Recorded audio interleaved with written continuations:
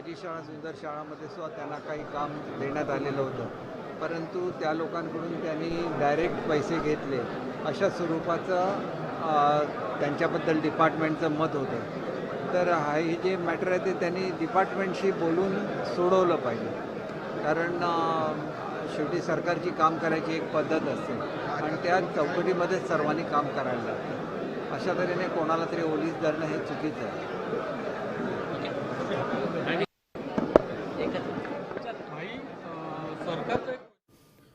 बघा, माजी शिक्षण मंत्री केसरकर यांनी या संदर्भात माहिती दिलेली आहे की रोहित आर्य हा कंत्राटदार होता आणि त्यांनी काही कामं मिळवलेली होती, त्याचे पैसे थकले होते असा त्याचा आरोप आहे.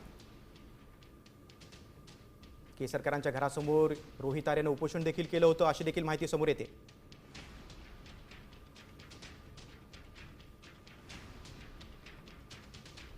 $2 कोटी रुपये थकल्याचा आरोप रोहित आर्यचा होता.